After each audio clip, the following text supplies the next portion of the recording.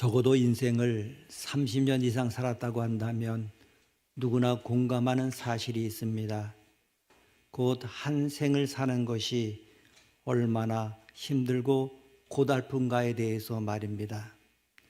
우리가 걸어가는 인생길을 보게 되면 양탄자가 깔린 길이 아닙니다.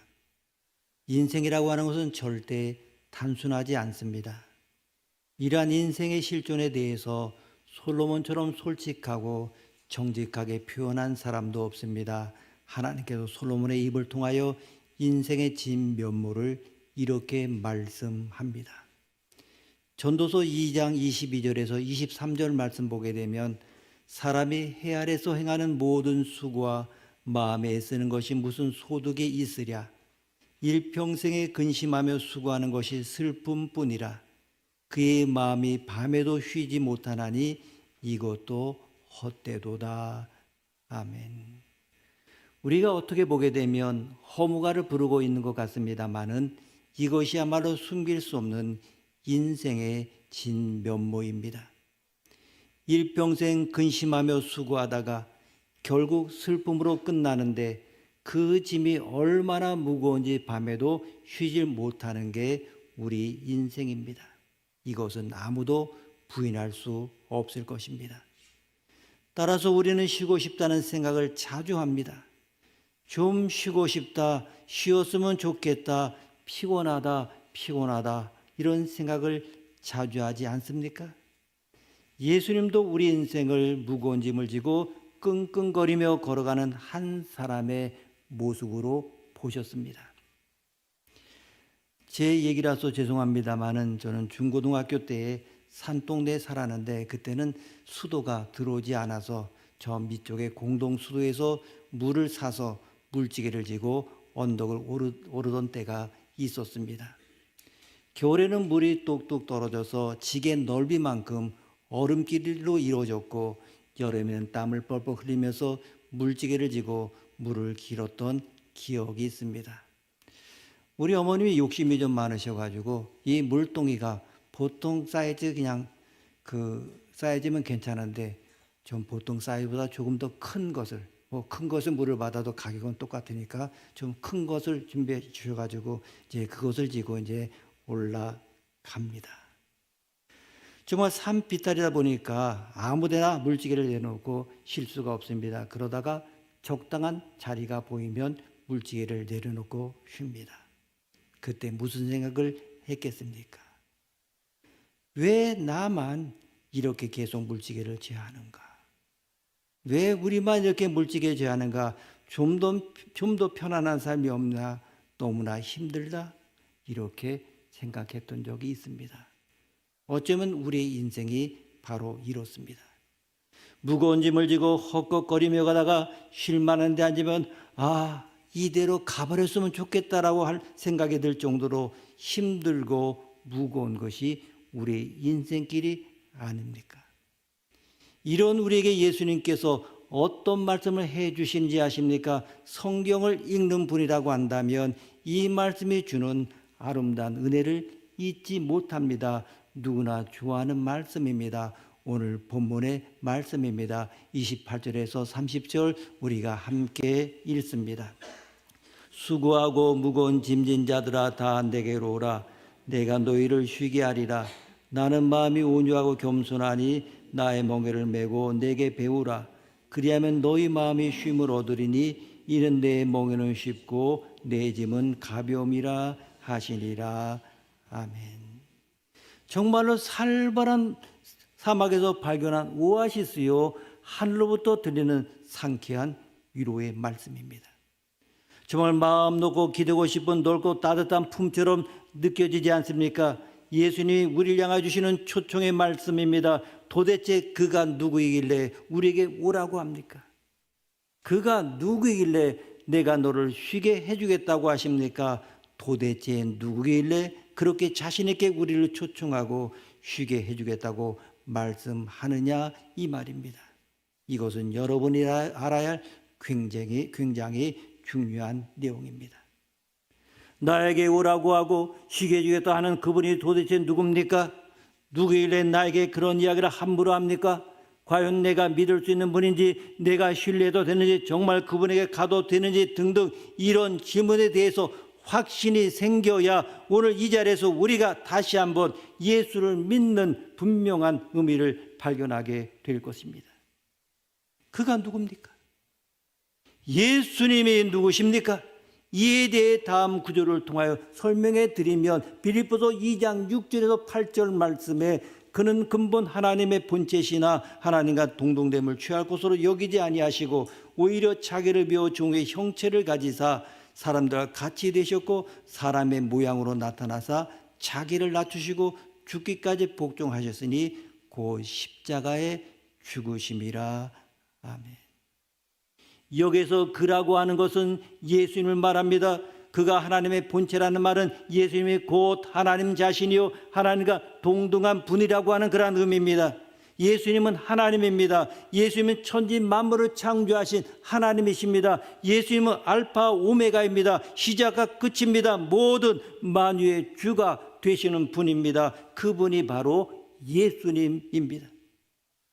그런데 그에게 어떤 변화가 일어났습니까? 하나님과 동등됨을 취할 것으로 여기지 않으셨습니다.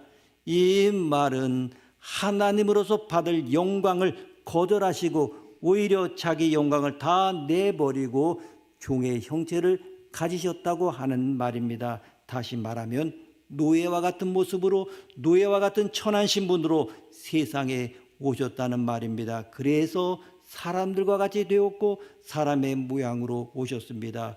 우리는 이것을 놓고 예수님이 세상에 오셨다 이렇게 말합니다. 본래 하나님이신데 우리를 불쌍히 여겨 찾아오셨습니다. 우리의 형편을 직접 경험해 보게 오셨습니다. 우리가 짊어진 무거운 짐을 자기도 한번 져보게 하여 왜 우리가 무거운 짐을 지고 고생을 해야 하는지 하나님의 응답을 주시기 위하여, 또한 그 짐을 벗고 쉬는 길이 무엇인지 가르쳐 주시기 위하여 친히 사람의 몸을 입고 이 세상에 오셨습니다. 오셔서 자기를 낮추시고 죽기까지 복종하셨습니다. 그 십자가에 죽으셨습니다. 반복해 말씀드립니다마는 예수님은 십자가에서 죽으셨습니다. 자기 죄 때문에 죽으신 것이 아닙니다. 하나님의 무슨 죄가 있습니까? 자기 죄 때문에 죽은 것이 아닙니다. 하나님께는 죄가 없습니다. 그러면 왜 죽으셨습니까? 누군가의 죄 때문에 죽으셨습니다. 왜냐하면 죄의 결과는 죽음이기 때문입니다. 죄는 죽음을 자초합니다. 죄는 하나님을 반역한 것이요 하나님을 거역한 것이요 하나님의 뜻을 어긴 것이기 때문에 성경에 의하면 죄의 삭은 죽음입니다. 영원한 죽음입니다. 예수님이 왜 죽으셨습니까? 누군가의 죄값으로 죽으셨습니다. 저나 여러분이나 그 누군가가 누군지 몰랐습니다. 예수님이 십자가에 죽으셨다는 말은 많이 들었습니다마는 도대체 누구 때문에 죽었는지 잘 몰랐습니다. 당시 예수님을 십자가에 못 박았던 사람들은 예수님이 정치적으로 잘못했기 때문에 처형당했다고 이렇게 생각했습니다. 그러나 그렇지가 않습니다. 그분은 처형당할 일을 하지 않으셨습니다. 그런데 왜 누구 때문에 죽으셨습니까? 하나님의 말씀은 우리에게 이렇게 대답합니다. 우리를 위하여 하나님의 아들이 십자가에서 죽으셨다고 말입니다. 그 이유가 무엇입니까? 내게 죽어야만 한 이유가 있었기 때문입니다. 나를 위하여 그분이 대신 죽지 않을 수가 없었습니다. 그래서 십자가에서 죽으신 것입니다. 만일 이 말씀이 우리 마음에 와 닿으면 여러분의 오늘 굉장한 일이 일어날 것입니다. 많은 분들이 이 이야기를 하면 코웃음을 칩니다. 교회에 오래 다닌 사람이랄지라도 코웃음 치는 사람이 많습니다. 그게 나와 무슨 상관이 있느냐 말입니다. 역사책에 있는 예수라는 청년이 죽었다는 내용 읽은 적은 있어. 그런데 그게 나와 무슨 관계지? 나와 무슨 상관이야? 믿음이 없기 때문에 교회를 오래 다녀도 이런 말을 합니다. 왜? 마음이 열리지 않았기 때문에 이렇게 말하는 것입니다. 그러나 하나님의 아들이신 그분이 십자가에서 죽으신 죽음이구나 이렇게 깨닫게 되면 여러분의 마음에는 큰 혁명이 일어납니다. 교회 10년, 20년 다녀도 이 사실을 전혀 모르는 사람들이 너무나 많습니다. 이런 사람은 신앙생활도 맹숭맹숭합니다. 흔히 말하는 썬데이 크리스천입니다. 주일날만 교회 와서 신자인 척하고 사회에 나가면 예수 믿지 않은 사람과 똑같습니다. 게다가 예수 믿는다고 하는 것을 잘 드러내지 않습니다. 그래서 그를 멀리서 본 사람은 그가 크리스천인지도 잘 모릅니다. 이런 분들이 교회 안에 많이 있습니다. 그럴 것이 왜 그렇습니까? 하나님의 아들이 나를 위해 죽으셨다는 사실이 마음에 와닿지 않기 때문에 예수를 믿을 동기도 안 생깁니다. 예수님을 죽으셨다는 것이 전혀 감정이입이 안 됩니다. 따라서 정말 감동도 없습니다. 눈물도 없습니다. 모든 것이 다 맹숭맹숭합니다. 이런 사람들이 교회 밖에 나가 믿지 않은 사람과 똑같이 거짓말하고 사기를 칩니다. 자기 욕심을 따라 행동하다가 결국 많은 사람들이 예수를 믿지 못하게 만듭니다. 예수 믿는 사람이 저 꼴인데 믿으면 뭐하냐? 뭔가 다른 점이 하나도 없는데 이런 식이 되어버립니다. 이것은 십자가를 보는 관점에 근본적인 문제가 있음을 보여줍니다. 예수님이 내 죄로 인하여 정말 죄 없이 십자가에서 죽으셨다는 것을 아는 사람, 그것 때문에 가슴이 한번 찢어졌던 사람, 그것 때문에 한번 주님 앞에 무릎 꿇고 눈물로 자기 죄를 회개한 사람이라고 한다면 자아가 완전히 깨져버립니다. 빌립보서 2장 9절 말씀 보면 이름으로 하나님이 그를 지극히 높여 모든 이름 위에 뛰어난 이름을 주사, 여기에서 지극히 높였다고 하는 말은 죽음에서 그분을 살리셨다고 하는 의미입니다. 예수님이 죽음을 이기시고 죽음에서 살아나셨습니다. 그리고 하나님이 그를 아주 존귀한 자리로 옮기셨습니다. 비록 이 세상에 오실 때는 종의 모습으로 오셔서 우리 때문에 종처럼 살다가 가장 비참한 죽음을 죽으셨지만은 그가 모든 일을 다 끝내자마자 하나님이 그를 살리시고 가장 높은 존귀한 자리에 앉히셨습니다. 그리고 모든 무릎을 예수님의 이름 앞에 꿇게 하셨습니다. 그리고 모든 사람이 입을 열어 예수 그리스도를 주라고 시인하여 하나님 아버지께 영광을 돌리게 하셨습니다. 빌립보서 2장 10절 11절 말씀 보면 하늘에 있는 자들과 땅에 있는 자들과 땅 아래에 있는 자들로 모든 무릎을 예수의 이름에 꿇게 하시고 모든 입으로 예수 그리스도를 주라 시인하여 하나님 아버지께 영광을 돌리게 하셨느니라. 아멘. 예수님이 우리를 위하여 죽으셨습니다. 이로써 우리의 모든 죄값을 대신 치르셨습니다. 그리고 사흘 만에 부활하셔서 가장 높고 영광스러운 자리에 앉으셨습니다. 세상에서 예수님보다 더 영광스러운 분은 없습니다. 그보다 더 권세 있는 분은 없습니다. 그분의 손에 의해 굴러갑니다. 그분이 온 우주의 주가 되셨습니다. 그러므로 이 위대하고 광대하며 거룩하고 전지전능한 예수 그리스도 앞에 모든 피조물이 무릎을 꿇고 나의 구원자요 주님이라고 고백하면서 경배해야 합니다. 마치 신하가 왕 앞에 설 때마다 무릎 꿇고 충성을 맹세하며 경배하는 것처럼 말입니다. 예수님은 그리스도 앞에 땅에 있는 우리는 물론이고 천사들이나 먼저 천국에 간 성도들, 그리고 자기의 죄값을 짊어지고 저주 아래 고통받는 사람들까지 모두 무릎을 꿇고 경배하도록 하셨습니다. 이분이 바로 예수님입니다. 원래는 하나님이지만 우리를 위하여 세상에 오셔서 죽으셨고 부활하셨습니다. 그 지금은 하나님의 영광 가운데 계시면서 모든 피조물로부터 경배를 받으시는 크고 높으신 분입니다. 그분이 바로 예수 그리스도이십니다. 정말 이 세계의 역사는 전부 다 예수님의 이야기입니다. 그래서 기원이 있고 기원전이 있고 기원후가 있습니다. 세계의 역사는 예수 그리스도를 축으로 시작하여 종말을 맺습니다. 그분의 이 우주에 주가 없기 때문입니다. 이런 예수님이 우리에게 수고하고 무거운 짐진 자들아 다 내게로 오라. 내가 너희를 쉬게 하리라 하시면 믿을 만하지 않습니까?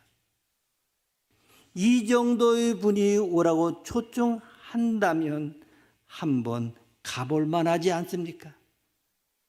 이 정도의 능력이 있고 신뢰할 만한 하나님이라고 한다면 만사 제쳐놓고 쉬기 위하여 그분을 만나야지 않겠습니까?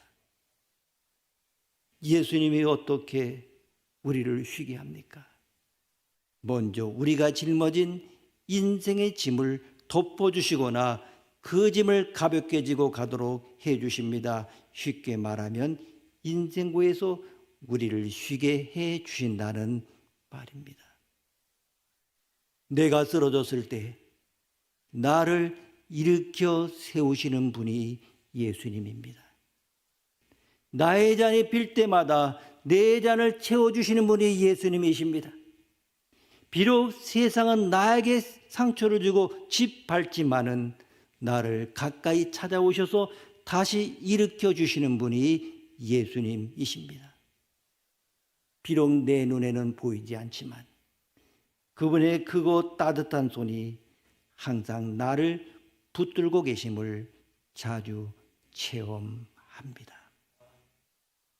또한 예수님은 우리에게 죄책감의 짐을 덜어주십니다.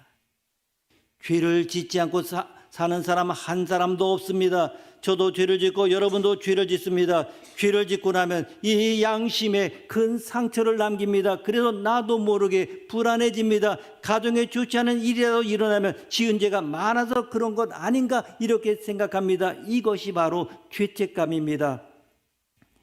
한두 번 거짓말한 것으로 두려워하진 않습니다만은 죄책감은 우리에게 공포와 불안감을 일으킵니다. 이것은 정말로 무거운 짐입니다. 누구나 다 조금씩은 있습니다. 평생 아내에게 남편에게 털어놓지 못한 죄도 있습니다. 자신의 신분이 높아질수록 신문에 자기 이름이 많이 나올수록 무언가 들통하지 않기를 간절히 바라는 어두운 구석이 있습니다. 이 죄책감 우리가 하루빨리 털어야 합니다. 이것이 계속 남아서 우리를 짓누르면 자신도 모르게 피폐해집니다. 주님이 왜 십자가에 죽으셨습니까? 바로 이 죄책감을 덜어주시기 위해서입니다. 그러므로 예수님이 다 내게로 오라 내가 너희를 쉬게 하리라 하신 말씀은 내가 너를 죄책감에서 자유롭게 하신다는 말씀입니다. 오직 예수님만이 우리의 죄를 용서해 주십니다. 하나님이신 예수님만이 우리의 죄를 용서해 주십니다. 예수님이 용서하시지 않으시면 어떤 죄라도 영원히 남습니다. 예수님이 제게 내 모든 죄를 내가 용서해 주마라고 말씀해 주시면 마음에 평안이 옵니다. 예수님은 우리의 죄책감을 덜어주십니다. 이사야서 44장 22절 말씀 보면 내가 내 허물을 빽빽한 구름같이 내 죄를 안개같이 없이 하였으니 너는 내게로 돌아오라 내가 너를 구속하였음이니라. 아멘. 우리의 죄가 아무리 크고 무겁고 두렵다 할지라도 주님이 용서하시기로 하시면 모든 죄가 깨끗이 씻음받고 마음을 짓누른 죄책감에서 자유롭게 됩니다. 이것이 바로 예수님이 주시는 쉼입니다. 과거에 어떤 죄를 지었던지 주님 앞에 나와 예수님의 십자가를 바라보며 주님 제가 잘못했습니다. 용서해 주십니다. 몰라서 그랬습니다. 하고 예수님의 이름을 부르면 예수님은 한순간에 여러분의 짐을 덜어주십니다. 마음의 평안과 기쁨을 주십니다. 정말 여러분 우리가 신앙생활 한다고 하면 이런 은혜 좀 받고 세상을 살아가시기 바랍니다. 남 모르게 지은 죄를 차곡차곡 쌓아놓고 그 안에 정말 질식하지 마십시오. 예수 믿고 다 털어버리십시오. 그리고 기뻐하며 감사하면서 사십시오.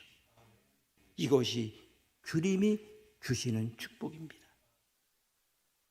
예수님이 주시는 쉼이 무엇입니까? 세상에서 하나님의 나라로 데리고 가 구해서 영원히 살게 하는 쉼입니다. 세상은 우리가 영원히 쉴 것이 아닙니다. 요한계시록 14장 13절 말씀 보면 또 내가 들으니 하늘에서 음성이 나서 이르되 기록하라 지금 이후로 주 안에서 죽는 자들은 복이 있도다 하시매 성령이 이르시되 그러하다 그들이 수고를 그치고 쉬리니 이는 그들의 행한 일이 따름이라 하시더라. 아멘. 이 말씀을 보면 지금 이후로 예수 믿고 주 안에서 죽는 자들은 복이 있다고 말씀합니다. 왜? 하나님 나라에서 영원히 쉬기 때문입니다. 그래서 안식이라고 하는 말을 씁니다. 때가 되면 영원히 쉬는 나라로 주님이 인도하실 것입니다. 눈물도 고통도 늙음도 죽음도 없는 그것으로 우리를 주님이 인도해 주십니다. 이런 소망 없이 세상을 살다가 몇 평짜리 무덤만 남겨놓고 떠나실 생각입니까? 결코 그렇게 하지 마십시오. 사람은 그렇게 형편없는 존재가 아닙니다.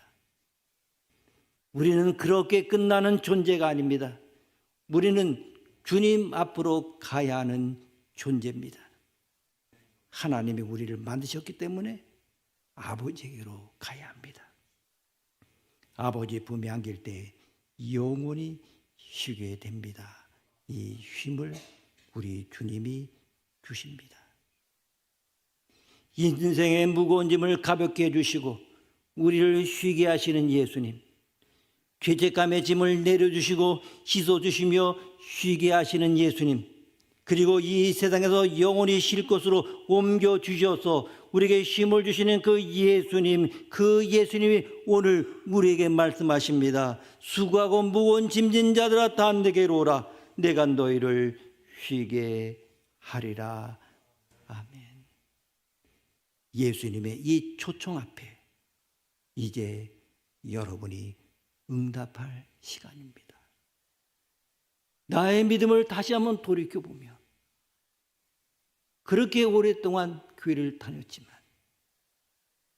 예수님에 대해서 멀리하고 단지 교회 왔다 간 것만으로 위로받았던 사람 다시 한번 생각해 보시기를 바랍니다. 이제 여러분이 반응을 보일 시간입니다. 거부하시겠습니까? 받아들이시겠습니까? 이것으로 여러분의 앞날의 행복이 결정이 됩니다. 그러면 주님 앞에 어떻게 나가야 합니까? 이 나간다고 하는 것은 믿는 것입니다. 예수님이 나의 하나님이라고 믿는 것입니다. 예수님이 나를 위해 죽으신 것을 믿는 것입니다. 예수님이 나와 동행하시는 분임을 믿는 것입니다. 이것을 믿으면 주님께서 우리에게 약속하신 쉼을 준다고 말씀하셨습니다. 로마서 10장 9절 10절 말씀 보면 내가 만일 내 입으로 예수를 주로 시인하며 또 하나님께서 그를 죽은 자 가운데서 살리신 것을 내 마음에 믿으면 구원을 받으리라. 사람이 마음으로 믿어 의에 이르고 입으로 시인하여 구원에 이르느니라. 아멘. 믿는 것이 무엇입니까? 사람이 무엇으로 믿어야 됩니까? 마음으로 믿어야 합니다. 바로 이 입으로 시인하는 것입니다. 입으로 시인하면 믿음이 확정됩니다. 오늘 집으로 돌아가 주무시기 전에 이렇게 기도해 보십시오. 예수님, 오늘부터 정말 예수님을 믿게 되었네요. 그동안 오랫동안 교회에 다녔지만 그냥 피상적이었던 그 주님을 온전하게 믿게 되었습니다. 잘은 모르지만 제가 갑자기 이상해졌습니다. 그러나 주님은 잘 아실 테니 제게도 힘을 주십시오. 전 굉장히 피곤합니다. 이렇게 기도하고 잠자리에 들어가 보십시오. 다음날 아침에 일어나면 여러분의 마음에 변화가 있을 것입니다. 주님께서 우리를 쉬게 하십니다. 주님만이 우리를 쉬게 하십니다. 사랑하는 여러분, 모두가 힘들고 모든 것이 혼란한 시대를 우리는 살고 있습니다.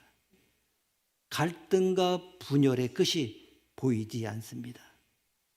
세상의 위기는 영적인 기회입니다. 우리 모두 은혜 받읍시다. 쉼을 얻읍시다. 예수님을 배웁시다.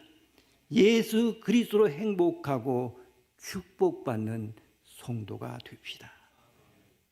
예수 그리스도에게로 더 가까이 나아갑시다. 예수 그리스도의 은혜와 축복이 여러분의 삶과 가정과 교회 가운데 충만하기를 원합니다. 기도하시겠습니다. 하나님 아버지, 주를 따른다고 하면서 생각뿐이고 주의 제자라고 하지만은 너무나 부끄러운 제자였기에 그 능력도 그 지혜도 체험하지 못하고 살 때가 많은 저희를 불쌍히 여겨 주옵소서. 매주일 나와 주의 말씀을 늘 들으면서도 마음이 무겁기도 하고 주를 따른다고 하면서도 자유함이 없는 그 원인이 어디에 있음을 오늘 주신 말씀을 통하여 생각했습니다. 간구하오니 주님을 가까이 따르고 주와 함께 멍에를 메고 주를 배우면서 주님처럼 자유하고 주님처럼 가볍고 주님처럼 능력 있는 사람들로 살아가게 하여 주시옵소서. 예수님의 이름으로 기도드립니다. 아멘.